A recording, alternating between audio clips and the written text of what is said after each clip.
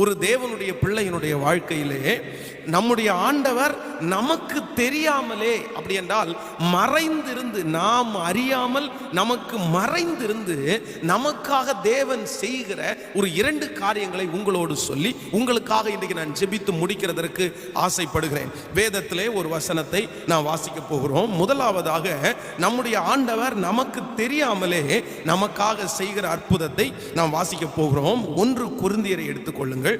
1 கொரிந்தியர் 2ஆம் அதிகாரத்திலே, ஸ்தோத்திரம், 1 கொரிந்தியர் 2ஆம் அதிகாரத்திலே 9வது வசனத்தை நாம் வாசிக்க போகிறோம். 1 கொரிந்தியர் 2ஆம் அதிகாரம் 9வது வசனத்திலே நாம் வாசிக்கும் போது, எழுதி இருக்கிறபடி தேவன் தம்மில் அன்பு கூறுகிறவர்களுக்கு ஆயத்தம் பண்ணினவைகளை கண் காணவும் இல்லை, காது கேட்கவும் இல்லை, அவைகள் மனுஷனுடைய இருதயத்தில் தோன்றவும் இல்லை. நன்றாய் கவனிங்கள். எழுதி இருக்கிறபடி தேவன் தம்மில் அன்பு கூறுகிறவர்களுக்கு ஆயத்தம் பண்ணினவைகளை கண் காணவும் இல்லை, காது கேட்கவும் இல்லை. சோ நம்முடைய தேவனாகிய கர்த்தர் நமக்கு தெரியாமல், ஒரு தேவனுடைய பிள்ளைக்கு தெரியாமல் ஆண்டவர் நமக்காக செய்கிற ஒரு காரியத்தை குறித்து வேதம் இந்த இடத்துல சொல்லுகிறது. நம்முடைய ஆண்டவர் அவரிடத்தில் அன்பு கூறுகிறவர்களுக்கு என்ன செஞ்சிருக்கிறாராமா? ஆயத்தம் பண்ணி வைத்திருக்கிறார். ஆண்டவர் ஆயத்தம் பண்ணி வைத்திருக்கிறத உங்க கண்ணு காணல, உங்க காது கேட்கல. ஆனா உங்க கண்கள் காணாததினால், உங்கள் காதுகள் கேட்காததினால் அது நடக்காதுன்னு நீங்க நினைக்க வேண்டாம். கர்த்தர் உங்களுக்கு ஆயத்தம் பண்ணி வைத்திருக்கிறார்.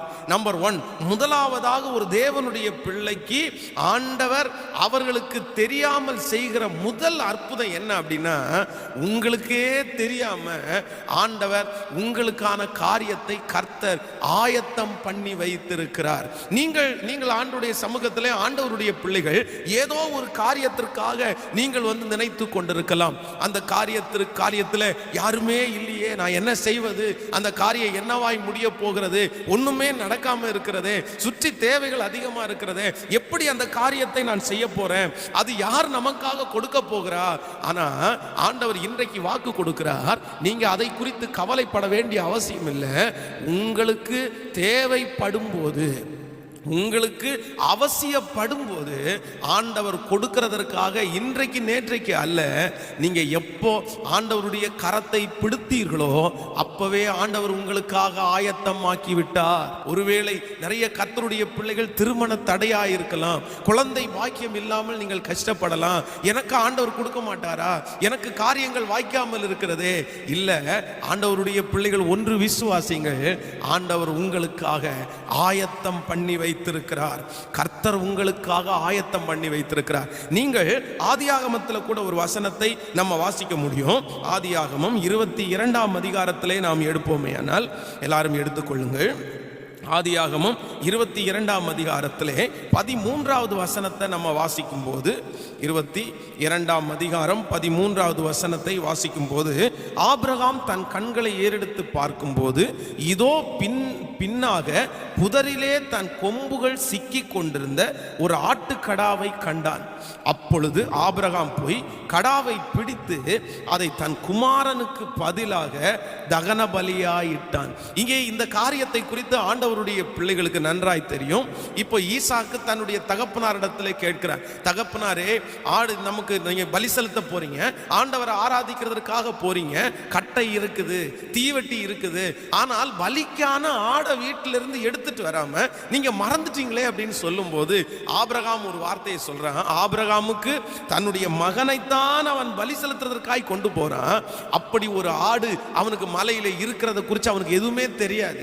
ஆண்டவர் அவனை முன்னாடி சொப்பனத்துல எல்லாம் அவனுக்கு விளக்கம் கொடுக்கவே இல்லை. ஆனா அவனிடத்துல சொல்றான், அதை கர்த்தர் பார்த்து கொள்ளுவார், அதை ஆண்டவர் பார்த்து கொள்ளுவார். அவன் சொன்ன அந்த வார்த்தையின்படியே வேதம் சொல்லுது, முள்ளுகளுக்குள்ள நீங்க பார்க்கும்போது புதரிலே தன் கொம்புகள் சிக்கி கொண்டிருந்த ஒரு ஆட்டுக்கடாவை கண்டான். அப்போ நிறைய பரிசுத்தவான்கள் கூட சொல்லி இருக்கிறாங்க, மலையில அந்த ஆடு எப்படி போயிடுச்சு, அந்த முள்ளுக்கு இடையில எப்படி சிக்கி இருந்துச்சு, அவ்வளவுதான். அது நடக்காத ஒன்று அல்லவா? அது எப்படி நடக்கும்? ஆனா ஆண்டவர் ஈசாக்கை இந்த மாதிரி பலி செலுத்துறதற்கு ஆபிரகாம் வருவான். ஆனால் ஆண்டவர் அவனுடைய விசுவாசத்தை கனம் பண்ணுவார் என்று தெரிந்து அவனுக்கு ஏற்கனவே முன்பாகவே ஒரு ஆட்டுக்கடாவை கர்த்தர் ஆயத்தம் பண்ணி வைத்திருந்தார். இன்றைக்கு இந்த சத்தத்தை கேட்கிற அன்பு தேவனுடைய பிள்ளை, உங்களுடைய பிள்ளையினுடைய திருமண காரியமா இருக்கலாம், இல்லையென்றால் வீடு கட்டுகிற பணியா இருக்கலாம், இல்லையென்றால் ஒரு கடன் பாரத்துக்குரிய காரியமா இருக்கலாம். உங்களுடைய மனதில் திரும்ப திரும்ப எங்க இருக்கு, நான் எப்படி இதை நடத்த போறேன், நான் இதை எப்படி செய்ய போறேன், யார் எனக்கு உதவி செய்வார், யாரும் எனக்கு உதவி செய்வார் இல்லையே, நான் எங்கேருந்து எடுத்து நான் கொடுப்பேன், எங்கேருந்து எடுத்து இந்த பணத்தை நான் அடைக்க போறேன். பலவிதமான நெருக்கத்தில் இருக்கிற உங்களை பார்த்து தான் ஆண்டவர் சொல்லுகிறார்.